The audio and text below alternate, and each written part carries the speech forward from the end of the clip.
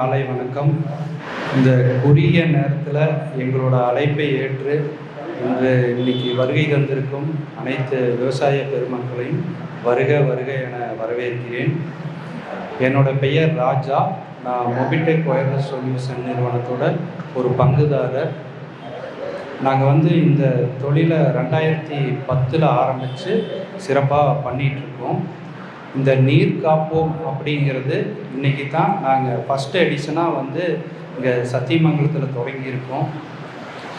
விவசாய குடும்பத்திலேருந்து நானும் பிறந்து வந்ததுனால விவசாயத்தில் நீர் எவ்வளவு முக்கியம் அப்படிங்கிறது நல்லா தெரிஞ்சுட்டு தொழிலை தாண்டி நம்ம அடுத்த தலைமுறைக்கு இந்த நீரை கொண்டுட்டு போய் சேர்த்தணும், அதை பாதுகாக்கணும் அப்படிங்கிறதுக்காக வேண்டியே இந்த ஒரு அமைப்பை உருவாக்கி இன்றைக்கி முதல் முறையாக சத்தியமங்கலத்திலிருந்து தொடங்கறதுக்காக வந்திருக்கோம். விவசாயத்தில் பார்த்திங்கன்னா நீர் மேலாண்மைங்கிறது மிக மிக முக்கியம். இப்போ பார்த்திங்கன்னா 1980 தான் பார்த்திங்கன்னா இந்தியாவில் ட்ரிப் இரிகேஷன் அப்படிங்கிற ஒரு கான்செப்டை இஸ்ரேலேருந்து கொண்டு வராங்க. இதில் என்ன ஒரு அட்வான்டேஜ் அப்படின்னு பார்த்தீங்கன்னா, கம்மியான தண்ணி அதிக நேரம் கொடுங்க, அதுதான் கான்செப்ட். என்னென்னா நம்மளோட விவசாயத்தில் இருக்கிற பயிர்கள் எல்லாமே பார்த்திங்க அப்படின்னா நுண்ணிய வேர்கள் தான் இருக்கும். அந்த வேர்கள் பார்த்திங்க அப்படின்னா நம்ம தண்ணி இப்படி சடனாக ஊற்றும் போதோ எடுத்துக்காது. அது நம்ம கொடுக்குற நீரை ஈரப்பதம் ஆகணும். அந்த மண் அந்த ஈரப்பதத்துலேருந்து தான் கொஞ்சம் கொஞ்சமாக எடுக்கும். அதனால் சொட்டு நீர் போட்டு சொட்டு நீர் விவசாயத்தில் ஒரு 50% நீரை கம்மி பண்ணாங்க. இப்போ நாளடைவில் அந்த சொட்டு நீர்லேருந்து அடுத்த லெவலில் பார்த்திங்க அப்படின்னா ஆட்டோமிஷன் அப்படிங்கிற ஒரு கான்செப்ட் கொண்டு வந்திருக்கோம். ஆட்டோமிஷன் அப்படிங்கிறது என்னென்னு பார்த்திங்க அப்படின்னா, நார்மலாக மேன் பவர் இருக்குது, அந்த இடத்துல ஒரு 50,000 லிட்டர் தண்ணி கொடுக்கணும் அப்படிங்கிறது சொல்லிடுறோம். ஆனால் ஆட்டோமிஷன் என்ன பண்ணுது அப்படின்னா, அந்த இடத்துல ஈரப்பதம் இருக்குதா இல்லையா, அந்த இடத்துல தேவையான தண்ணி தேவைப்படுதா இல்லையா அப்படிங்கிறது எல்லாமே ஆராய்ச்சி பண்ணி அதுக்கு தகுந்த நீரை கரெக்டான டைமில் கரெக்டான டியூரேஷனில் கரெக்டான விதத்தில் கொடுக்குது. இதுதான் ஆட்டோமிஷன் பயனுங்க. இது நார்மலாக விவசாயிகளுக்கு எல்லாத்துக்கும் தெரியும். ஓகேங்களா? இதில் என்ன மேம்படுத்துகிறீங்க, என்ன நீர் காப்போ அப்படின்னு சொல்கிறீங்க பார்த்தீங்களா? இப்போ நார்மலாக பார்த்தீங்கன்னா மழை காலம் ஆரம்பிக்குது. மழை காலம் ஆரம்பித்தோடனே பார்த்தீங்கன்னா இந்த சத்தியமங்கலம் இருக்கிற பெல்ட்டில் விவசாயி பார்த்தீங்கன்னா மெயினாக பவானிசாகர் டேம் டிபெண்ட் பண்ணி இருப்பாங்க. இல்லைன்னா அந்த ஆற்றுலேருந்து தண்ணி எடுத்துகிட்டு கொண்டு இரிகேட் பண்ணுவாங்க, போரை டிபெண்ட் பண்ணி இருப்பாங்க. இப்போ நார்மலாக மழை பெய்யுதுன்னு வச்சுக்கோங்க. மழை பெய்யும் போது நம்ம பழைய காலத்துலலாம் பார்த்தீங்கன்னா ஊரில் வருஷம் ஒருக்கா இல்லை 2 வருஷத்துக்கு ஒருக்கா அதில் இருக்கிற கரைகளையெல்லாம் கட்டுவாங்க. தத்துமடை வச்சு தண்ணி ஒரு தேங்கி அடுத்தடுத்த லெவல் போகிற மாதிரி இருக்கும். இப்போ வர்ற காலத்தில் என்ன பண்ணுறாங்கன்னா, எனக்கு காடு ஒரே மாதிரி இருக்கணும், சவுனாக இருக்கணும் அப்படிங்கிற கேஸில் என்ன பண்ணுறாங்க, உழவு ஓட்டுறதுனால நீங்கள் எவ்வளோ மழை பெஞ்சாலும் ஒரு கார்னரோ இல்லை நம்ம ஊரில் இருக்கிற பண்ணைக்குட்டையோ இல்லை வேறு இடத்துக்கு தான் போகுது. நீங்கள் இந்த மாதிரி தத்துமடை கான்செப்டில் இருக்கும்போது என்ன அந்த குறிப்பிட்ட லெவல் நீங்கள் 8 இன்ச்சா, அந்த 8 இன்ச்சு தண்ணி தேங்கினதுக்கப்புறம் அடுத்த பயிலுக்கு போகும். அந்த 8 இன்ச்சு அடுத்த பயிலுக்கு போகும்போது என்னாங்கன்னா, உங்களோட ஏரியாவில் பெய்கிற மலைகள் உங்களுக்கு இருக்கிற ஏரியாவில் இருக்கிற குளங்கள், அடுத்து போர்வெல் வெள்ளு இதெல்லாம் டாப்அப் ஆகும். நீங்கள் மழை பெய்யும் போது மலையில் வர தண்ணியோட குவாலிட்டி அவ்வளோ பியூரிட்டியாக இருக்கும். அதில் இருக்கிற பிஹெச் ஆகட்டும், ஈசி அதாவது அமிலத்தன்மை ஆகட்டும், அதில் இருக்கிற நுண்ணுயிர்கள் ஆகட்டும், அது பர்ஃபெக்டாக வளரும். நீங்கள் நார்மலாக இப்போ வீட்லேயே பார்த்தீங்க அப்படின்னா மழை நீரை தான் குடிக்கிறதுக்கு பல பயன்படுத்திட்டு வராங்க. என்ன காரணம் அப்படின்னா அதில் இருக்கிற அவ்வளோ பியூரிட்டியாக இருக்குது, எந்த பாய்சன் இருக்காது. அதனால தான் மழை நீரை முடிஞ்ச அளவுக்கு அவியவை தோட்டத்தில் ஃபஸ்ட்டு சேவ் பண்ணுங்க. அந்த சேவ் பண்ணும்போதே ஆட்டோமேட்டிக்காக உங்களுக்கு இருக்கிற போர் எல்லாமே டாப்அப் ஆயிடும். கிடைக்கிற மழை சேவ் பண்ணால் போதும். இன்னொன்று பார்த்தீங்க அப்படின்னா போர்வெல் இருக்குது அப்படின்னா போர்வெல்லில் பார்த்தீங்கன்னா சுற்றி நம்ம இப்போ என்ன பண்ணிடுறாங்கன்னா போர்வெல் போட்டு போர்வெல் சுற்றி எந்த டாப்அப் இல்லை. நான் போர்வெல் சுற்றி என்னென்னா ஒரு 10க்கு 10 அகலத்துலைங்க ஒரு 3 அடி ஆழத்துக்கு 3 அடி to 4 அடி ஆழத்துக்கு குழி எடுத்து அதில் கிராவல்ஸ் இதெல்லாம் டாப்அப் பண்ணும்போது என்னன்னா, மழை பெய்யும் போது அந்த மழை நீர் ஆட்டோமேட்டிக்காக சீபேஜ் ஆகி அந்த நம்ம இருக்கிற போரில் டாப்அப் ஆகும். நம்ம போகிறவோட அதில் அந்தந்த மட்டங்கள் எங்கெங்கே போகுதோ அந்த ஏரியா கிரவுண்ட் லெவல் ஈஸியாக டாப்அப் ஆகும். அது ஒரு கான்செப்ட்டுங்க. இதனால் பார்த்தீங்கன்னா மழை நீரை சேகரிக்கிறதுக்கு 3 கான்செப்ட் பண்ணலாம். இதையே மீறி எக்ஸஸ் மழை வர்றது பார்த்தீங்கன்னா நம்ம குளத்தை எல்லாமே தாண்டி அந்த ஏரியாவில் இருக்கிற குளங்குட்டைகளை டாப்அப் பண்ணுறோம். அந்த அளவுக்கு இப்போ நாளடைவில் எனக்கு தெரிஞ்ச ஒரு 4-5 வருஷம் பெரிய மழை அந்த அளவுக்கு இல்லை. அப்படிங்கும்போது நீர் காக்கிறதுக்கு இது ஒரு மெத்தட் யூஸ் பண்ணுங்க. நார்மலாக பார்த்தீங்க அப்படின்னா விவசாயத்தில் யூஸ் பண்ணுற தண்ணி பார்த்தீங்கன்னா அதிகமாக தண்ணி கொடுக்குறாங்க. மக்களோட மைண்டில் விவசாயிகளோட மைண்டில் என்ன இருக்குன்னா, அதிக தண்ணி கொடுத்தா அதிக மகசூல் வரும்னு நினைக்கிறீங்க. அது தப்புங்க. உதாரணத்துக்கு என்ன அப்படின்னா, அதுக்கு என்ன தேவையோ அந்த தேவைகளை பூர்த்தி பண்ணிங்கன்னா போதும். அந்த இடத்துல இருக்கிற வேர்கள் எப்பவுமே உங்களுக்கு மாய்ச்சர் கண்டென்ட்டோட இருந்தது அப்படின்னாவே உங்களுக்கு ஆட்டோமேட்டிக்காக ஈல்டு வரும். அப்படிங்கும்போது நீங்கள் கொடுக்குற ஃபார்மிங் ஆர்கானிக் ஆகட்டும், கெமிக்கல் ஃபார்ம் ஆகட்டும், அந்த கரெக்டான விதத்தில் உரத்தையும் தண்ணியும் கொடுத்தீங்கன்னா மகசூல் அதிகமாகும். அதுதான் சொல்கிறாங்க. ஃபஸ்ட்டு பார்த்தீங்கன்னா நடைநீர்லேருந்து ட்ரிப்பு போகும்போது 50% தண்ணி சேவ் பண்ணாங்க, 30% ஈல்டு அதிகமாச்சு ரெக்கார்டு இருக்குங்க. நீங்கள் அதிலிருந்து நவீனப்படுத்துனீங்க அப்படின்னா அந்த 50%லேருந்து மறுபடியும் ஒரு 30% தண்ணி குறைச்சி ஈல்டை ஒரு 40% இன்க்ரீஸ் பண்ண முடியும். ஏன்னா விவசாயிகளுக்கு வந்து நீங்கள் ஒரு ஏக்கரால் பண்ணுறீங்க அப்படின்னா ஒரு 1000 வாழை இருக்குது அப்படின்னா ஒரு வாழை 25 கிலோ வர இடத்துல ஒரு 27 கிலோ 30 கிலோ வந்ததுன்னா அதே செலவு, அதே வேலைப்பாடு, அதே மேன் பவர் தான். அப்படிங்கும்போது உங்களுக்கு ஈல்டு அதிகமாகுது இல்லைங்க. அதுதான் உங்களுக்கு வந்து பார்த்திங்கன்னா அது வந்து தண்ணியோடு சேர்ந்து பண்ண முடியும். அடுத்து ரெண்டாவது விஷயம், இதில் ஆட்டோமேஷன் அப்படிங்கிற ஒரு கான்செப்ட் இப்போ தான் வராங்க. இந்த ஆட்டோமேஷன் அப்படிங்கிறது என்னென்னு பார்த்தீங்க அப்படின்னா, நார்மலாக ஒரு விவசாயிக்கு ஒரு 10 ஏக்கரா பண்ணுறாங்க அப்படின்னா ஒரு 10 வால்வு டு 15 வால்வு வச்சுருப்பீங்க. அவை ட்ரிப்பு போடும்போது அவர் என்ன சொல்லியிருப்பாங்க, ஏனுங்க ஒரு ஏக்கராவுக்கு 2 மணி நேரத்துக்கு ஒர்க் விடுங்க, 3 மணி நேரத்துக்கு ஒர்க் விடுன்னு சொல்லுவாங்க. இப்போ இருக்கிற எலக்ட்ரிசிட்டி பிரச்சனை, மேன் பவர் பிரச்சனைனால விவசாயி என்ன பண்ணுவாங்க, ஒரு வால்வில் நிற்க மாட்டாங்க. வண்டியில் போவாங்க, கடத்தோரத்துலேயே இப்போல்லாம் வால் வச்சுருப்பாங்க. அப்படியே வால் 2 வால் 3 வால் நீக்கி விட்ருவாங்க. நைட்டு ஃபுல்லாக இரிகேட் ஆகும். அப்படி இரிகேட் ஆகும்போது ஒரு டிஸ்அட்வான்டேஜ் என்ன அப்படின்னு பார்த்தீங்கன்னா, அதிக நேரம் போகும், நீ பக்கத்தால் இருக்கிற பயிர்கள் பாயும், கடைசியில் இருக்க அந்த லேட்டரில் கடைசியில் இருக்கிறது பாயாது. பக்கத்தால் இருக்கிற மரங்கள்லாம் பார்த்தீங்கன்னா ஹெல்த்தியாக இருக்கும், லாஸ்ட்டில் இருக்கிறது பார்த்தீங்கன்னா உங்களுக்கு கொஞ்சம் இதாக இருக்கும். ரெண்டாவது விஷயம் பார்த்தீங்க அப்படின்னா, அதிக தண்ணி ஒரு குறிப்பிட்ட ஏரியாவுக்கு போகிறனால அந்த ஏரியாவில் இருக்கிற வளங்களும் எல்லாமே மாறுபடும். ஒரு நாள் அந்த 10 ஏக்கரை இரிகேட் பண்ண வேண்டியது 2 நாள் 3 நாள் பண்ணுவாங்க. அப்புறம் எலக்ட்ரிசிட்டி பிரச்சனையாக இருக்கும், அப்புறம் ஆல் பவர் பிரச்சனையாக இருக்கும், உரங்கள் கரெக்டாக உரம் மேலாண்மை பண்ண முடியாது. இதுக்கெல்லாமே வந்து ஆட்டோமேஷன் எப்படி ஹெல்ப் பண்ணுது அப்படின்னா, உங்களுக்கு ஒரு 10 ஏக்கரா இருக்குது, 10 வால்வ் வச்சிடுறீங்க. அந்த 10 வால்வுக்கு எனக்கு உரமும் போகணும், தண்ணியும் போகணும். ஒரு வால்வுக்கு 2 மணி நேரம் அப்படின்னு வச்சுட்டிங்கன்னா, எப்போவுமே பார்த்தீங்கன்னா அந்த 2 மணி நேரம் 2 மணி நேரம் ஆட்டோமேட்டிக்காக 2 மணி நேரத்துக்கு ஒருக்கா போயிடும். அந்த இடத்துல பவர் இல்லையோ பவர் இருக்கோ அதெல்லாம் பார்க்காது. உங்களுக்கு அந்த ஏரியாவுக்கு அந்த அன்றைக்கி 2 மணி நேரம் போகணும். பவர் இல்லையா, பவர் எப்போ வருதோ 2 மணி நேரம் இரிகேட் பண்ணிவிட்டு அது நின்றுக்கும். உங்களுக்கு தண்ணி இருக்கா தண்ணி இல்லையா எல்லாமே பார்த்து உங்கள் மொபைல்லையே பார்த்துக்குவீங்க. தண்ணி இருக்குதுப்பா, தண்ணி இல்லைப்பா, இவ்வளோ நேரம் பாய்ஞ்சது, 3 ஃபேஸில் ஓடுது, 2 ஃபேஸில் ஓடுது, அது வரும். விவசாயிகள் வந்து இந்த சர்வீஸ் ஓரியன்ட் பிரச்சனை சால்வ் பண்ணாவே முடிஞ்ச அளவுக்கு அவங்களுக்கு ஈல்டு. உதாரணத்துக்கு பார்த்தீங்கன்னா ஒரு மோட்டர் பழுதடைஞ்சிருது அப்படின்னு பார்க்கும்போது ஒரு போர் மோட்டரை மேலே எடுத்து மறுபடியும் போர் மோட்டர் கொண்டு வந்து அதே போர் மோட்டர் இறக்கிறதுக்கு 3 நாள் ஆயிடும். அந்த 3 நாள் தண்ணி பாயாது. அப்புறம் 2 ஃபேஸில் கெப்பாசிட்டர் மாறி ஓடி காயில் போயிடும். இந்த பிரச்சனை எல்லாத்துலேயுமே ஆட்டோமேஷன் வந்து அதே பார்த்துக்கும். உங்களுக்கு கரெக்டான வோல்டேஜ் இருக்கா ஆன் பண்ணும், கரெக்டான ஃபார்வேர்டில் தான் ஓடுதா ஓட்டிகிட்டே இருக்கும், ரிவேர்ஸ் ஓடுதா ஆட்டோமேட்டிக்காக உங்களுக்கு அலர்ட் கொடுத்துரும், மோட்டர் ரிவேர்ஸ் ஓடுது நீங்கள் போய் பாருங்கள் அப்படின்ட்டு. அதே மாதிரி அன்பேலன்ஸ் இருக்கா மோட்டர் நிறுத்திடும். அப்படிங்கும்போது பார்த்தீங்கன்னா மோட்டர் பழுதடைகிறது 99% சால்வ் ஆகிடும். மோட்டர் பழுதடைகிற சால்வ் ஆகிடுச்சுன்னா வருஷம் 2 டைம் 3 டைம் சர்வீஸ் பண்ணுற பிரச்சனை சால்வ் ஆகும். உங்களுக்கு அந்த இடத்துல டென்ஷன் பயங்கரமாக இருக்கும். நீங்கள் எடுக்கிறீங்க, நீங்கள் பிட்டரை கூப்பிடுங்க, ஆனால் இதான் உங்கள் தோட்டத்துக்கு போங்க பின்னாடியே வண்டி வருதுன்னு சொல்லுவாங்க. 2 நாள் கழிச்சு தான் பின்னாடி வரும். அப்புறம் எடுத்துகிட்டு போகிற மோட்டர், ஆனால் உங்கள் மோட்டர் தான் பார்க்கணும்னு சொல்லுவாங்க. அங்கே போய் பார்த்தீங்கன்னா உங்கள் மோட்டர் கையிலே தொட்டிருக்க மாட்டாங்க. இந்த மாதிரி பிரச்சனைகளை விவசாயத்தில் இருக்கிறாங்க. இதில் விவசாயத்தில் ஆட்டோமேஷனுங்கிறது முக்கிய பங்குங்க. என்ன காரணம்னா நாளடைவில் நீங்கள் சொன்ன மாதிரி தான் ஒவ்வொரு விவசாயி 10 ஏக்கரா இருக்கிற விவசாயி வந்து தோட்டத்தில் ஒரு ஆள் ஒரு ஆட்டோமேஷன் சிஸ்டம் இருந்ததுன்னா 100% 10 ஏக்கரா விவசாயம் பண்ண முடியும். குறைஞ்ச தண்ணியில் அதிக மகசூல் நாங்கள் எடுத்து கொடுக்க முடியும். என்ன காரணம் அப்படின்னா நான் சொன்னதான் 3 வால்வுக்கு 12 மணி நேரம் ஓடுற தண்ணியை மொத்தம் 12 மணி நேரத்தில் 10 ஏக்கராவும் கட்டிடுவோம். இதுதான் இது வந்து தானிய சொட்டு நீர் பாசனம் வந்து உங்களுக்கு நல்ல யூஸ்ஃபுல்லாக இருக்குது, நல்ல ஹெல்ப்ஃபுல்லாக இருக்குது. நிறைய விவசாயிகள் இருக்கிறாங்க, அவையிலையும் நான் உங்களுக்கு 5 வருஷம் 6 வருஷத்துக்கு இருக்கிறீங்களா உங்களுக்கு பேச வைக்கிறோம். அவையோட ஃபீட்பேக் நீங்கள் டேரெக்டாக கேட்கலாம். இது வந்து நீர் மேலாண்மை. அடுத்து உரன் மேலாண்மை, அங்கே தான் முக்கிய பங்குங்க. உரன் மேலாண்மையினால தான் வந்து விவசாயிகளை வந்து அதிக மகசூல் கொண்டு வர முடியும். அதில் வந்து நீங்கள் ஆர்கானிக் ஃபார்மராக இருந்தாலும் சரி, கெமிக்கல் ஃபார்மராக இருந்தாலும் சரி, அது பிரச்சனை கிடையாது. ஏன்னா விவசாயிகள் வந்து அவையோட வாழ்க்கை அவையோட மேம்படுத்துறதுக்கு அத்தனை இதுவும் பண்ணிட்டு இருக்கிறாங்க. அதில் வந்து உரன் மேலாண்மை முக்கிய பங்குங்க. உரம் மேலாண்மையில் இப்போ என்ன பண்ணுறாங்க அப்படின்னா, நார்மலாக உரம் கொடுக்கணும் அப்படின்னா வாழையா தென்னையா அப்படின்னு ஒரு அக்ரி கன்சல்டன்ட் சொல்லிடுவாங்க, அக்ரி ரிப்போர்ட் சொல்லுவாங்க. இல்லை நார்மல் விவசாயி பழகிருப்பாங்க. என்ன பண்ணுவாங்கன்னா மாதத்தில் ஒரு நாள் ஒரு ஏக்கராவுக்கு 30 கிலோ யூரியா கொடுங்க, 25 கிலோ பொட்டாஸ் கொடுங்க அப்படின்னு சொல்லுவாங்க. என்ன காரணம் அப்படின்னா அடிக்கடி கொடுக்குற மாதிரி இருந்ததுன்னா அவங்களுக்கு பிரச்சனை, அக்ரி கன்சல்டன்ட் வரமா நாங்கள் எப்படி கொடுக்கணும்னு வழிமுறை தெரியாது. இதில் வந்து என்ன காரணம் அப்படின்னா உரம் மேலாண்மைங்கிறது நாம் அன்றாடம் சாப்பிட்ற உணவுப்பு தாங்க. உதாரணத்துக்கு நீங்கள் 30 நாளைக்கு ஒருக்கா உணவு எடுத்துக்கிட்டு 30 நாளைக்கு ஒருக்கா உணவு, ஆனால் 29 நாள் தண்ணி மட்டும் கொடுத்தீங்கன்னா ஒரு ஹியூமன் நாள் ஹெல்த்தியாக வாழ முடியுமா? முடியாது. ஏன்னா தண்ணி மட்டும் கொடுக்கும்போது என்னென்னா ஆள் ஹெல்த்தியாக இருக்காது, ஆனால் ஆள் உயிரோட தான் இருப்பாங்க. அதே மாதிரி தான் பிளான்ட்டுக்கு பார்த்தீங்க அப்படின்னா நீங்கள் கொடுக்குற உரத்தை வந்து பர்ஃபெக்டாக, உதாரணத்துக்கு 30 நாளைக்கு ஒருக்கா கொடுக்குற உரத்தை டெய்லி 1 கிலோ வீதங்கிறதுல நீங்கள் உரத்தை கொடுத்தீங்க அப்படின்னா பிளான்ட் வந்து ஹெல்த்தி எடுத்துக்கும். பட் நீங்கள் 25 நாளைக்கு ஒருக்கா வெஞ்சுரியில் 10 நிமிஷத்தில் உரத்தை கொடுத்துருவீங்க. 200 லிட்டர் தண்ணியாக 300 லிட்டர் தண்ணியாக நீங்கள் உள்ளுக்கு அனுப்பிடுவீங்க. என்ன ஆகுனா சாயிலோட டாப் லேயர் இருக்குது பார்த்தீங்களா, மண்ணோட மேல் லேயரு, அதுலேருந்து பார்த்தீங்கன்னா ஒரு 15 சென்டிமீட்டர் வரைக்கும் தான் இறங்கியிருக்கும். நீங்கள் அதுக்கு அடுத்த 20 நாளைக்கு நீங்கள் என்ன பண்ணுவீங்க, தண்ணி மேலே தான் கொடுத்துட்டே இருப்பீங்க. அந்த மேலே கொடுக்கும்போது என்ன ஆகுனா மேலே தண்ணி போயிட்டே இருக்கிறதுக்கா லீச் ஆகி வேற விட கீழே போயிடும்.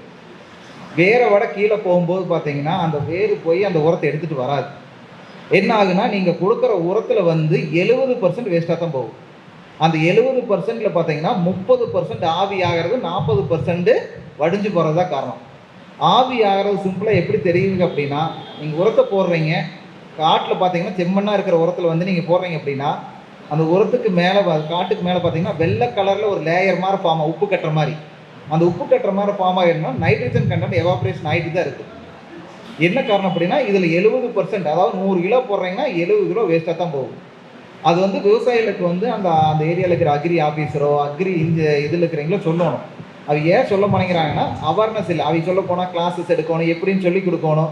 விவசாயி நீங்கள் கேட்குறீங்கன்னா எப்படிமா கொடுக்கறது, நீ 30 கிலோ சொல்கிற மாதம் இருக்கும் 30 கிலோ, அதை டெய்லி கொடுக்கணும், எவ்வளோ கொடுக்கணும், எவ்வளோ டைமில் கொடுக்கணும் அப்படிங்கிற நிறையா கொஸ்டின்ஸ் வந்து ரைஸ் பண்ணுறாங்கனால அவங்க வந்து பெருசாக சொல்கிறதில்ல.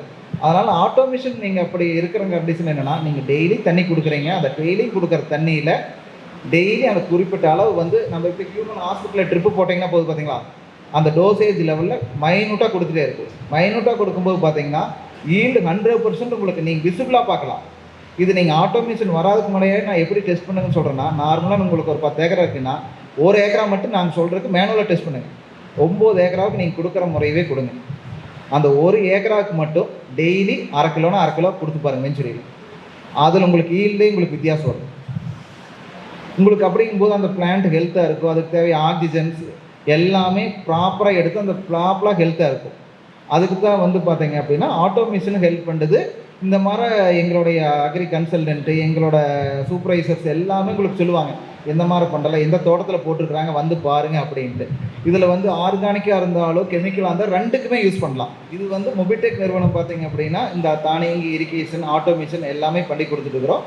இதனால் பார்த்தீங்க அப்படின்னா விவசாயிகள் எடுத்த வரைக்கும் ஒவ்வொரு விவசாயிகளுக்கும் ஒரு எடுத்திருக்கு. என்னென்னா அந்த ரிப்போர்ட்டில் பார்த்தீங்கன்னா ஒவ்வொரு கிராப்புக்கும் ரிசல்ட் எடுத்து கொடுத்துருக்கோம். இப்போ கரும்பு விவசாயினா எவ்வளோ ஈல்டு அதிகமாக இருக்குது, எவ்வளோ தண்ணி செலவு பண்ணிக்கிறாங்க, எல்லாமே கவுண்டபிள். உங்களுக்கு ஒரு ஏரியாவில் உங்களுக்கு அந்த மாய்ச்சர், உதாரணத்துக்கு ஒரு ஏக்கராவுக்கு அப்படின்னா உங்களுக்கு நீங்கள் ஒரு 3 அடிக்கு ஒரு லேட்டரல் போடுறீங்க அப்படின்னா 11,250 ஹோல்ஸ் இருக்குங்க. 11,250 ஹோல்ஸ் நீங்கள் 4 லிட்டர் டிசார்ஜ்னு போகும்போது 1 மணி நேரம் போகும்போது 40,000 லிட்டர் பாயுங்க. 40 to 45,000 லிட்டர் வரைக்கும் பாயும். ஆனால் நம்ம விவசாயிகள் என்ன பண்ணுறாங்கன்னா அந்த ஏரியாவுக்கு ஒரு கரும்பு விவசாயிக்கு எவ்வளவு தேவைப்படுன்னு தெரியாமல் 3 மணி நேரம் 4 மணி நேரம் 5 மணி நேரம் விடும்போது பார்த்தீங்க அப்படின்னா 1 லட்சம் லிட்டர் 2 லட்சம் லிட்டர் 3 லட்சம் லிட்டர் தண்ணி வந்து விடுறாங்க. அப்படி விட்ட தண்ணி என்ன பண்ணுவாங்கன்னா 4 நாள் கழிச்சு மறுபடியும் விடுவாங்க, இல்லை 5 நாள் கழிச்சு விடுவாங்க. தோட்டத்தில் போய் பார்த்து ஈரப்பதம் கம்மியாக இருந்தால் விடுவாங்க. இதே வந்து ஆட்டோமேஷன் என்ன பண்ணுதுன்னா அதே வாட்டரு கம்மியான தண்ணியை பீரியாடிக்காக டெய்லி பேஸஸ்ஸு இல்லைனா உங்களுக்கு ஆல்டர்னேட் டைமிங் படி மண்ணோட தன்மைக்கு பொறுத்து களிமண்ணா செம்மண்ணா இல்லை வண்டல் மண்ணா அதுக்கு தகுந்த மாதிரி டைமிங் கொடுக்கும்போது பார்த்தீங்கன்னா இன்னும் வேரோட்டம் நல்லாயிருக்கும், ஈல்டு அதிகமாகும். அது வந்து உங்களுக்கு ஆட்டோமேஷன் வந்து சாத்தியம். என்ன காரணம் அப்படின்னா உங்களை ஒரு 10 நிமிஷத்துக்கு ஒரு கேட்வால் போய் மாற்றுங்கன்னு சொன்னால் ஒரு 10 கேட்வாலுக்கு தான் முடியாது. 1 நாள் பண்ணுவோம், 2 நாள் பண்ணுவோம், 3ஆவது நாள் பண்ண முடியாது. அது வந்து ஆட்டோமேஷன் வந்து கண்டிப்பாக பண்ணும். அங்கே வந்து ஆட்டோமேஷன் ஹெல்ப் பண்ணுதுங்க. இதனால் என்ன ஆகுனா நீர் அதிகமாக சேவ் ஆகுது. உங்களுக்கு நீர் சேவ் ஆகும்போது நீங்கள் 5 ஏக்கரா பண்ணுறவனுங்க நிலைமை இருக்கிற விவசாயிக்கு 10 ஏக்கரா பண்ணுவாங்க. அப்படி 10 ஏக்கரா பண்ணுற விவசாயிகளுக்கு வந்து அப்படியே டபுள் த இன்கம் வரும், ஈல்டு அதிகமாகும். நீர் அதிகமாக சேவ் பண்ணுறதுனால நம்ம விவசாயம் பண்ணுறோமோ இல்லையோ பக்கத்து தோட்டலையோ இன்னும் வேற ஒருத்தருக்கு ஹெல்ப்ஃபுல்லாக இருக்குது. என்னென்னா விவசாயிகள் வந்து அதிக தண்ணி ஃப்ரீயாக எல்லாமே எலக்ட்ரிசிட்டி எல்லாமே ஃப்ரீயாக இருக்குது, அதனால் விவசாயம் பண்ணுறோம். அந்த விவசாயத்தில் பார்த்தீங்கன்னா அதிக தண்ணி இருக்கிறதுனால நம்ம ஏரியாவில் ஓரளவுக்கு அவேர்னஸ் இருக்குதுங்க. நாங்கள் சுற்றி பார்த்த விவசாயம் வரைக்கும் நம்ம கொங்கு பெல்ட்டு ஓரளவுக்கு அவேர்னஸ் இருக்குது. மித்த பக்கம்லாம் தண்ணி பற்றி கண்டுக்கிறதே கிடையாதுங்க. இன்னும் வந்து ட்ரிப்பை எதுக்கு யூஸ் பண்ணுறாங்கன்னா ஆள் பிரச்சனைக்கோசம் தான் ட்ரிப்பு போடுறோன்னு சொல்கிற விவசாயிகள் இருக்கிறாங்க. 1 அடிக்கு ஒரு லேட்டரல் 2 அடிக்கு ஒரு லேட்டரல் போட்டு நார்மலாக நடைநீராக கட்டுற அளவுக்கே கட்டுறாங்க. அது வந்து அட்வான்டேஜ் கிடையாது, டிஸ்அட்வான்டேஜ். அவங்களுக்கு என்னென்னா நம்மளோட யூசேஜில் தெரியாமல் அவங்க வந்து ஆள் பிரச்சனைக்கோசரமே கட்டுறாங்க. எனக்கு தெரிஞ்சு நாங்கள் கடலூர் ஏரியாவில் போயிருந்தேங்க, ஆள் கிடைக்கிறதப்பா நான் அதுக்கோசரம் சொட்டு நீர் போட்டிருக்கேன் அப்படின்னு சொல்கிறாங்க விவசாயி. ஆள் கிடைக்கல சொட்டு நீர் போட்டிருக்கேன். இதோட அட்வான்டேஜ் தெரியுங்களான்னு கேட்டால் இல்லைப்பா தண்ணி பாயுதுப்பா என்ன அதில் பாயறதோட கொஞ்சம் இது ஈஸியாக இருக்குது, அதில் போய் மடையாக மாறுவோம், அது கேட்டால் ஒரே வகை நீ கூட்டு போகிறோம் அப்படின்னு சொல்கிறாங்க. அப்படி சொல்லும்போது பார்த்தீங்கன்னா நார்மலாக விட விவசாயிகள் வந்து அதிக நம்மளுக்கு வர பெனிஃபிட்ஸ் எல்லாம் வந்து அவங்க அதிகமாக யூஸ் பண்ணுறாங்க, இல்லைன்னு சொல்லலை. ரெண்டாவது விஷயம், ப்ராப்பராக யூஸ் பண்ணுறதில்ல. தண்ணி இப்போ தஞ்சாவூர் ஏரியா இந்த ஏரியாலெலாம் பார்த்தீங்கன்னா நம்ம ஏரியாலேருந்து போகிற வாட்டர் தான் அதிகமாக போகுதுங்க, பவானி சாகர்லேருந்து மேட்டூர்லேருந்து வாட்டர். ஆனால் அவங்க அந்த வாட்டர் மேனேஜ்மெண்ட்லாம் அங்கே போய் பார்த்தா நம்மளுக்கு கண்ணீர் வருதுங்க, அவ்வளோ வேஸ்ட் பண்ணுறாங்க. நம்மள தண்ணி இல்லாத இருக்கிறோம், அங்கே வந்து தண்ணி அவ்வளோ வேஸ்ட் பண்ணிட்டு இருக்கிறாங்க. ஆனால் கிராப்புன்னு பார்த்தீங்கன்னா சொல்கிற அளவுக்கு பெரிய கிராப்லாம் கிடையாதுங்க. நீங்கள் என்ன பண்ணுவோம், நிலக்கடலை போடுறாங்க, கரும்பு போடுறாங்க, பெருசெல்லாம் எடுக்கிறது டன்னேஜ்னு பார்த்தீங்கன்னா ரொம்ப கம்மியான டன்னேஜஸ் எடுக்கிறாங்க. அதனால் பார்த்தீங்கன்னா அந்த இடத்துல நம்ம நீர் மேலாண்மைக்கு நாம் பண்ணும்போது பார்த்தீங்கன்னா இன்னும் ஏரியாவை கூட்டலாம். உதாரணத்துக்கு நீங்கள் கிராப் போடுறீங்க அப்படின்னா மல்டி கிராப்பு, இன்டர் கிராப்பு இந்த கான்செப்டில் அதிகப்படுத்த முடியும். அதனால் பார்த்தீங்கன்னா கொஞ்சம் நீர் மேலாண்மை சொட்டு நீர் போட்டு அதுக்கு ஒரு ஆட்டோமேஷன் போட்டிங்கன்னா இன்னும் ஹெல்ப்ஃபுல்லாக இருக்கும். அதான் சொல்ல வரேங்க. அன்றைக்கி நாங்கள் சுகர் கேன் ப்ரீடிங் இன்ஸ்டியூட் கோயம்புத்தூருக்கு போயிருந்தோம். அங்கே பார்க்கும்போது பார்த்தீங்கன்னா ஒரு விவசாயி பார்த்தீங்கன்னா நாங்கள் பேட்டி கண்டதில் கர்நாடகாவிலேருந்து மாண்டியாவிலேருந்து கஸ்டமர்ஸ் வந்திருந்தாருங்க. அது ஒரு ஏக்கராவுக்கு பார்த்தீங்க அப்படின்னா சுகர் அது மாண்டியா வெரைட்டின்னு சொன்னாங்க. அந்த மாண்டியா வெரைட்டி சுகரில் பார்த்தீங்க அப்படின்னா 170 டன் பர் ஏக்கர் எடுத்துருக்கிறாருங்க. அவார்டு கொடுத்தாங்க, 170 டன் ஒரு ஏக்கராவுக்கு எடுத்தாங்க. அந்த விவசாயி நான் பர்சனலாக எல்லாம் முடிஞ்சதுக்கப்புறம் கேட்டேன், என்ன வெரைட்டிங்க என்ன அது அப்படின்னு கேட்டோம். அந்த கேட்டதில் சொன்னார், மாண்டியாங்கிற ஒரு வெரைட்டிங்க 15 மாதத்துக்கு தான் ஒரு வெட்டு வெட்டுறாங்க. ஆனால் அந்த வெட்டில் பார்த்தீங்க அப்படின்னு 170 டன் எடுத்துருக்காங்க. ஆனால் அதில் சுகர் ஃபேக்ட்ரி என்ன சொல்லுதுன்னா, கஸ்டமருக்கு வெயிட் வருதுங்க, ஆனால் எங்களுக்கு சுகர் கண்டென்ட் கம்மியாக இருக்குது, அது பெருசாக டெவலப் பண்ணுறதில்ல அப்படின்னு ஆஃபீஸர் சொல்கிறாங்க. அதான் நான் கேட்டேன், ஏனுங்க நீங்கள் அங்கே மாண்டியா கர்நாடகாவில் இருக்கிற ஃபார்ம் 170 டன் எடுக்கிறாங்க, நம்ம ஃபார்மர் 35 to 60 டன் எடுக்கிறாங்க, இங்கே அந்த வெரைட்டி கொண்டு வரலாமா நான் கேட்டதுக்கு அது ஒரு சொல்லி கரெக்டாக சொல்ல முடியலைங்க.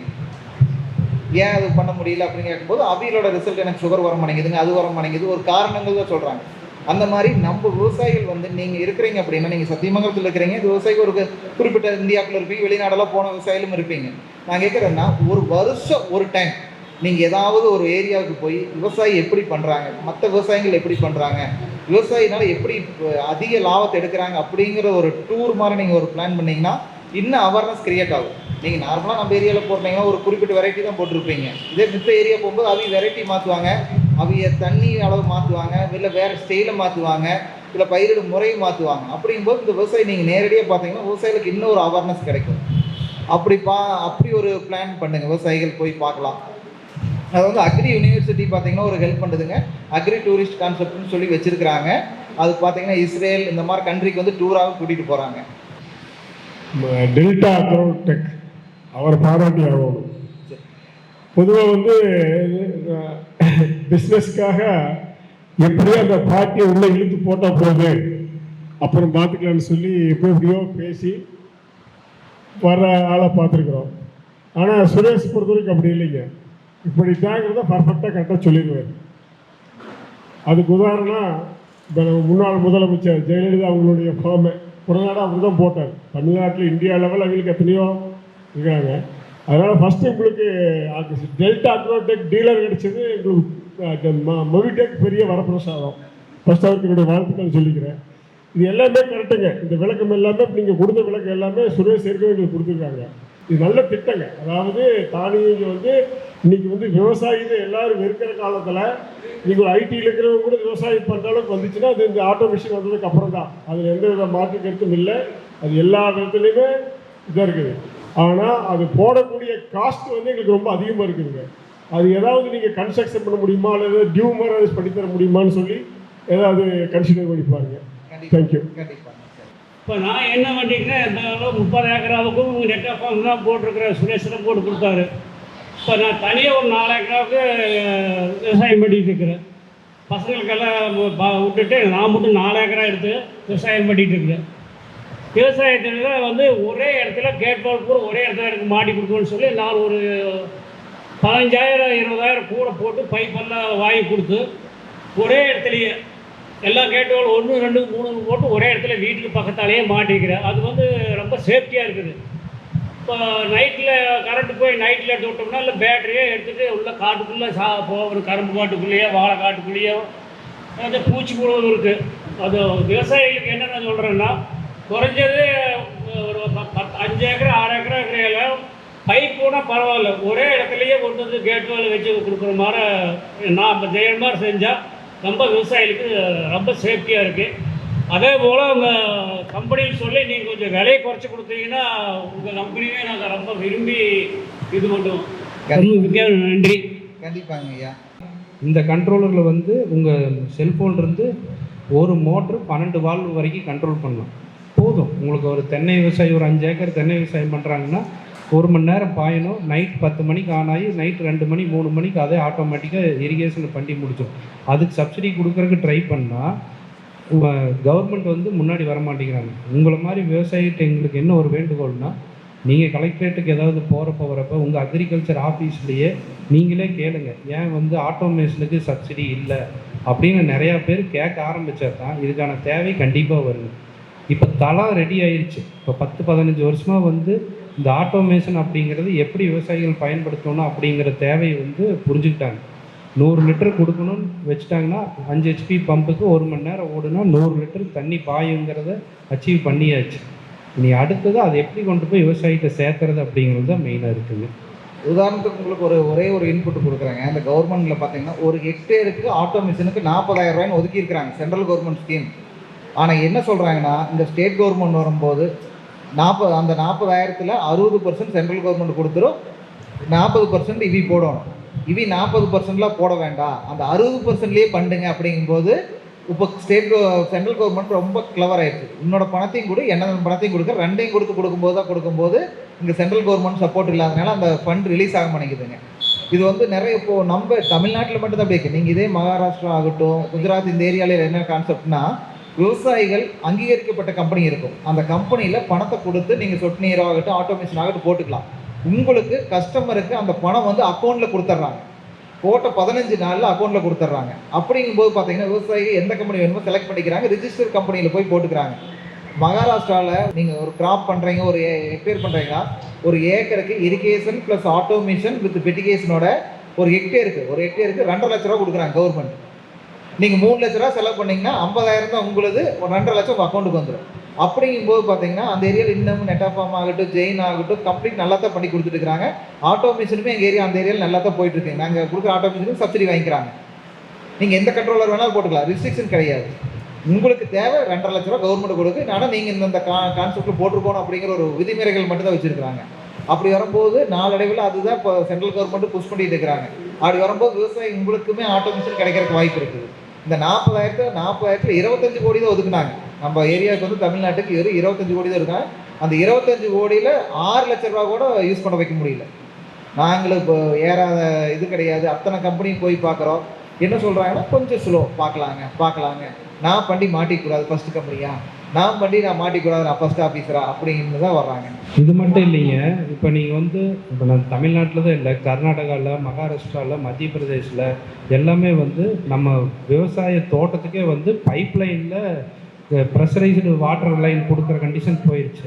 எப்படி அவினாசி சத்திக்கடவு திட்டத்தில் வந்து குட்டையை நிரப்புறாங்களோ அதே மாதிரி ஒவ்வொரு சர்வே நம்பருக்கும் இப்போ ஒரு விவசாயிக்கு 10 ஏக்கர் இருக்குது அப்படின்னா ஒரு நாளைக்கு 9 மணி நேரம் 10 மணி நேரம் 2 இன்ச் பைப்பில் ஃபுல்லாக தண்ணி கொடுத்துட்றாங்க. இப்போ நாங்கள் வந்து 1,65,000 ஹெக்டேருக்கு நாங்களே மொபிடெக்கே ப்ராஜெக்ட் பண்ணிகிட்ருக்குறோம். அது மாதிரி ப்ராஜெக்ட் வந்து இப்போ கூட நேற்று பல்லடத்தில் எம்கேடுன்னு சொல்லிட்டு மாடர்னைசேஷன் ஆஃப் கமாண்ட் ஏரியா டெவலப்மெண்ட்டுன்னு சொல்லிட்டு சென்ட்ரல் கவர்மெண்ட்டோட ஜல் சக்தி டிபார்ட்மெண்ட்லேருந்து வந்து இப்போ இங்கே திருமூர்த்தி டேம்லேருந்து ஒரு 10,000 ஹெக்டேருக்கு பண்ணி பார்க்கலான்னு சொல்லி மாடலாக ஆயக்கட்டு இல்லாமல் மேலே தண்ணி போகாத இடத்துக்கெல்லாம் பம்பு மூலிமா டைரெக்டாக கொடுக்குற மாதிரி இப்போ ப்ராஜெக்ட் பண்ணிகிட்ருக்காங்க. கண்டிப்பாக வருங்க. நீரை சேவ் பண்ணுறது ஒன்று தான் அடுத்த கட்ட வழியே. அதனால் ஒத்துழைப்பு கொடுங்க. இதில் வந்து எப்படி விவசாயத்தில் தண்ணியை சேமிக்கலாம், எப்படி சிக்கனப்படுத்தலாம் அப்படிங்கிறத வந்து நாங்கள் தொழிலை தாண்டியும் நாங்கள் இதெல்லாம் ஏற்பாடு செஞ்சு விழிப்புணர்வை கொண்டுட்டு போய் விவசாயிகிட்ட சேர்த்துங்கிறக்காக தான் நாங்கள் வந்து இது மாதிரி கருத்தரங்கத்தை எல்லாம் அரேஞ்ச் பண்ணிகிட்ருக்கோம். உங்களோட ஒத்துழைப்புக்கு நன்றி. ஏதாவது சந்தேகம் இருந்ததுன்னா கேளுங்க, நாங்கள் உங்களோட கேள்விகளுக்கு பதில் தர இருக்கோம். சார், என்னோட பேர் ஜெகநாதன், நான் விவசாயிங்க. இப்போ எங்கள் ஏரியாவில் வந்து சம்பைங்க வந்து அதிகமாக இருக்குங்க. இப்போ ஏற்கனவே என்னோட மூலிமா ஒரு 10-15 ஏக்கருக்கு வந்து நான் மொபைடெக் ஆட்டோமேஷன் யூஸ் பண்ணிட்டு இருக்கேன். டாக்டர் கிருஷ்ணமூர்த்தி, சரணமாணிக்கன்னு சொல்லிட்டு 2 ஃபீல்டு. இது வரைக்கும் நல்ல யூஸு, நல்லா பிரச்சனையாக வர ஒரு சரவணமாணிக்கங்கிறது அதிகமாக துபாய் போயிடுவார், அங்கேருந்து ஆப்ரேட் பண்ணிட்டு இருக்காரு. இது மாதிரி நல்ல யூசேஜுங்க. இப்போ என்னோட இது என்னென்னா, இப்போ எங்கள் ஏரியாவில் வந்து பார்த்தீங்கன்னா 2 இன்ச்சு 2.5 இன்ச்சு 3 இன்ச்சு 3 டைப்பான பைப் யூஸ் பண்ணி வால் போட்டிருக்காங்க. இப்போ உங்கள் இதில் பார்த்தீங்கன்னா 2 இன்ச்சு விட்டால் 3 இன்ச்சு தான் இருக்குது. இப்போ என்னோடதை பார்த்தீங்கன்னா நான் இது வரைக்கும் யூஸ் பண்ணாத காரணம் வந்து 2.5 இன்ச்சு தான் போட்டு வச்சுக்கிறேன் கம்ப்ளீட்டாக. ஏன்னா உங்களுக்கு 2.5 இன்ச்சு வால்வு இல்லை. சுரேஷ் நான் பல டைம் சொல்லிக்கிறேங்க. இன்னும் எங்கள் கம்பெனியில் வந்து 3 இன்ச்சு தான் வருது, இது விட்டால் 2 இன்ச்சு. 2க்கு ரேட் டிஃப்ரெண்ட் பார்த்தா ரொம்ப ஜாஸ்தியாக இருக்குங்க. இப்போ நான் அந்த 2.5 இன்ச்சுக்கு வேண்டி 3 இன்ச்சு வால் மாற்றினா எனக்கு செலவு ஜாஸ்தியாகனு சொல்லிட்டு நான் மாற்றாதியாக இருக்கிறேங்க. எனக்கு வந்து 2.5 இன்ச்சு கம்பல்சரி வேணும். நான் எந்த கம்பெனி முன்னாடி வருதோ அந்த கம்பெனி நான் 2.5 இன்ச்சு யூஸ் பண்ண போகிறேன். எனக்கு கிட்டத்தட்ட பார்த்தீங்கன்னா ஒரு 30 வால்க்கு மேலே இருக்குது.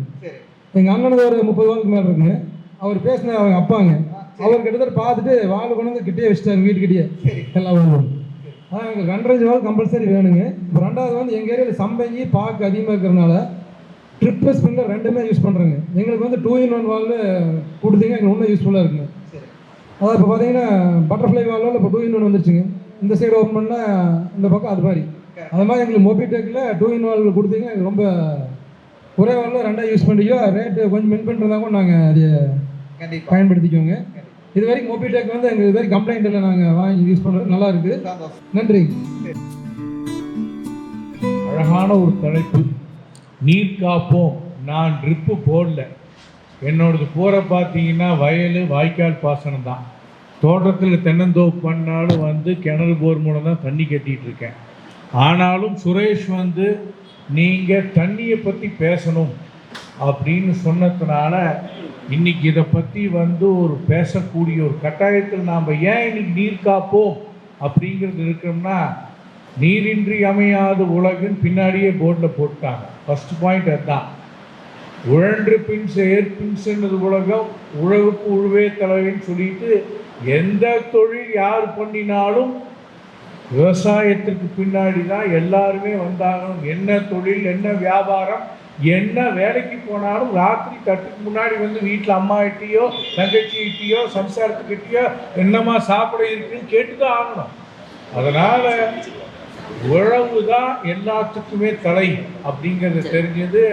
அதுக்கு நீராதாரம் என்னென்னா, இப்போ நாம் உலகளாவிய அளவில் இந்தியா, சைனா, அமெரிக்காவில எல்லாம் வந்து பார்த்தீங்கன்னா 3ஆம் உலகப் போர் எதுக்கு வரும்னா தண்ணிக்கு தான் வரும்னு சொல்லி உலக நாடுகள் சொல்லுது. இன்றைக்கி எல்லாம் வாட்ஸ்அப் அப்டேட் இருக்கிறதுனால எல்லாருக்குமே எல்லா தகவலும் தெரியும். ஏன்னா அந்தளவு உலகளாவிய அளவு நான் பார்க்க வேண்டாம். வெறும் 10.5 கோடி ரூபாயில் கட்டப்பட்ட 1955 இருக்கக்கூடிய நம்ம பவானி சாகர் அணை எல்பிபி மூலமாக 2 லட்சம் ஏக்கர், கடப்புளி அரக்கன் கோடை பாய்க்கால் பாசனின் மூலமாக 17,000 சொல்லி இருக்கக்கூடிய விவசாயத்தில் தண்ணி நம்மளால ரீசைக்கிள் பண்ண முடியறதில்லை. பெய்ய வேண்டிய காலத்தில் மழை பெய்யறதில்லை. 1 லட்சம் கனஅடி தண்ணி போகிற ஆற்றையும் பார்த்துட்டோம், நடந்து இந்த கரைக்கும் அந்த கரைக்கும் நடந்து போன காலத்தையும் பார்த்துட்டோம். அப்போது இன்னைக்கு நாம் கண்டிப்பாக தண்ணியை சேகரிக்கிறது கம்மியாக யூஸ் பண்ணுறக்கூடிய ஒரு சூழ்நிலைக்கு நாம் தள்ளப்பட்டுட்டோம். ஏன் தள்ளப்பட்டுட்டோம்னா, அதுக்கு என்ன பண்ணுறதுன்னா, நீர் மேலாண்மையில் ஃபஸ்ட்டு பாயிண்ட்டை என்ன சொல்லியிருக்கான்னா, கம்பல்சரியாக ட்ரிப் இரிகேஷனுக்கு ஆட்டோமேஷனுக்கு தான் போக சொல்கிறான். ஏன்னா இன்னைக்கு தண்ணி இல்லை, சிலிண்டர் தீர்ந்து போச்சு அப்படிங்கும்போது 3500 ரூபாங்கும் போது அன்னைக்கு தான் பதறோம். இன்னைக்கு நாம் தான் பவானி சாகர்லேன்னு தலைமனை, நம்ம கிட்ட இருந்து 55 கிலோமீட்டர் டிராவல் பண்ணி தான் பவானி கூடுதுறைக்கே தண்ணி போகுது. நாமளே இன்னைக்கு தண்ணி கஷ்டப்படுறோம்.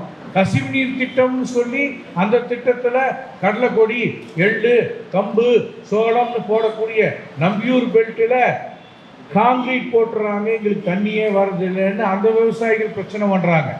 திடீர்னு பெரிய மழை பெஞ்சிருது, வாய்க்கால் உடஞ்சிட்டு போயிடுது, போட்டிருக்கிற முட்டு வெளி எல்லாம் பூரா கெட்டுறதுன்னு கம்பல்சரியாக காங்கிரீட் வேணும்னு இந்த விவசாயிகள் பிரச்சனை பண்ணுறாங்க.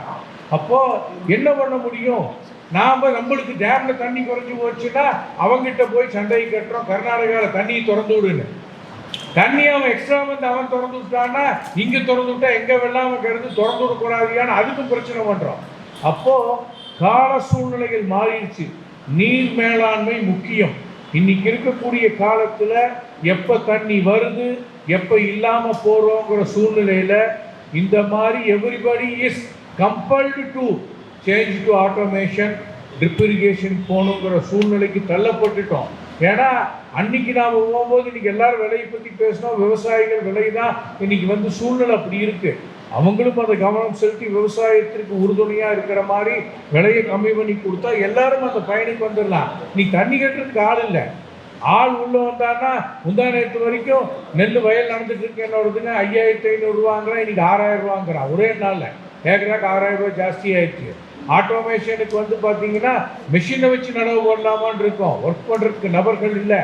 நாம் இன்னைக்கு வரக்கூடிய காலகட்டத்தில் நம்ம அடுத்த ஜென்ரேஷன் ஐயா சொல்கிற மாதிரி வேலு சொல்கிற மாதிரி எல்லாரும் பசங்கள்லாம் அமெரிக்கா, மலேசியா, ஜப்பானில் உட்காந்துருக்கான். ஆட்டோமேஷனே இங்கே மெயின்டைன் அக்ரிகல்ச்சர் ஆல்சோ.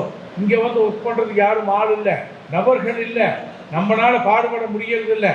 அதனால் நீரையும் காப்பாற்றணும், மறுசுழற்சி பண்ணணும், ட்ரிப் இரிகேஷனுக்கு மாறணும்னு சொல்லி இன்னைக்கு அரசாங்கமே சொல்லிட்டு இருக்கு. அதனால தான் நீர் மேலாண்மைக்கோசரம் மானியம், உதவித்தொகை அப்படிங்கிறதுலாம் அரசாங்கமே சப்போர்ட் பண்ணிட்டு இருக்கு.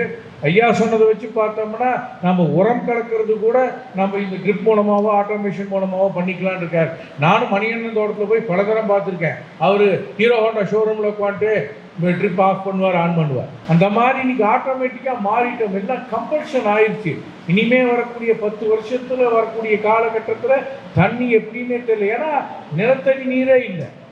போன வருஷத்துல 920 மில்லிமீட்டர் பெய்யக்கூடிய மழை 1024 மில்லிமீட்டர் பெஞ்சிருந்தாலும் திருப்பூர், கோயம்புத்தூர், ஈரோடு மாவட்டங்களில் நிலத்தடி நீர் 1.5-2 மீட்டர் குறைஞ்சிருக்குங்கிற ஆய்வு சொல்லுது.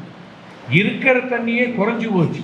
ஏன்னா எல்லாம் காரை போட்டோம், எல்லாம் ஹவுசிங் ஆயிடுச்சு, எல்லாம் ஃபேக்ட்ரி ஆயிடுச்சு. அந்த மறுசுழற்சி பெய்யக்கூடிய மழை மீண்டும் பூமிக்கடியில் போகிறதில்ல, நீர்மட்டம் மேலே வரதில்லை. தண்ணி இல்லையா, உடனே போரை போடுங்கிறோம். 300 அடி 700 ஆச்சு, 700 1000 ஆச்சு, இன்னைக்கு 1200 போயிட்டு இருக்கு போர்.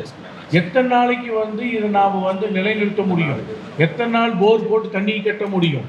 இதையெல்லாம் மாற்று ஏற்பாடு பண்ணணும், நீரை காப்பாற்றணும், நீரை மறுசுழற்சி பண்ணணும்னா ஏதோ நம்மளுக்கு வேறு தெரியாது, விவசாயம் மட்டும்தான் தெரியும். விவசாயம் பண்ணல நான் வேறு என்ன பண்ண முடியும்? 1200 கூட 1500 போயிடுச்சுன்னா எத்தனை HP மோட்டர் போடுறது? இதெல்லாம் நடைமுறை சிக்கல். நாம் தலைமுறையாக இருக்கக்கூடிய நாம்ளே இவ்வளோ கஷ்டப்படுறோம்னா பின்னாடி வரக்கூடிய சந்ததியினருக்கு நாம் விட்டு செல்லக்கூடிய செல்வம் தண்ணீர், விவசாயம் மட்டும்தான்.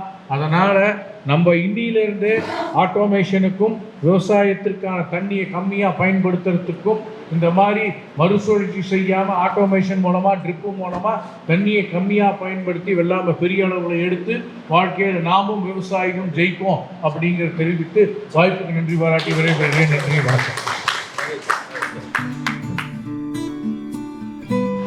1990 பைப்லைன் போட்டோங்க. அப்போ வந்து ஒரு மோட்ரு 2 பார்ட்னரு, ஆளுக்கு ஒரு நாளைக்கு கட்டோன்னா இரவில் வந்து 11 மணி 12 மணி 1 மணிக்கெல்லாம் கரண்ட் ஆஃப் ஆயிரு. அப்போ நினச்சேன் ஆட்டோமேட்டிக்காக ஸ்டார்ட் ஆகிற மாதிரி ஒரு ஸ்டார்டர் இருந்தால் பரவாயில்ல அப்படின்னு. அப்போ தான் வந்து மொபிடெக் பற்றி சொன்னாங்க. அப்போ அந்த ஸ்டார்டர் வாங்கி வச்சேன். அதுக்கு பின்னாடி நீங்கள் வந்து வால் போட்டு நீங்கள் ஃபஸ்ட்டு 10 கஸ்டமர் நான் ஒருத்தர் நினைக்கிறேன் 13 நாள். நான் அந்த 13 நாளில் ஏன்னா இந்த ஸ்டார்டர் வந்து கரெக்டாக வேலை செஞ்சுட்டு இருந்துச்சு, ஆட்டோ ஸ்டார்டர். அதனால் அதை நம்பி மறுபடியும் வால்வ் கண்ட்ரோலர் போட்டேன், 3 வால்வ் கண்ட்ரோலர் போட்டேன். இன்னும் இது வரைக்கும் அது ஓடிக்கிட்டு தான் இருக்குது. பெருசாக குறை சொல்கிற அளவுக்கு ஒன்றும் இல்லை. நீங்கள் அந்த பழைய டைப் இருக்குது அதுதான் நான் இன்னும் யூஸ் பண்ணுறேன், இன்னும் அருமையாக இருக்குது. சில டைம் ஒரு சர்வீஸ்க்கு வருவேன்.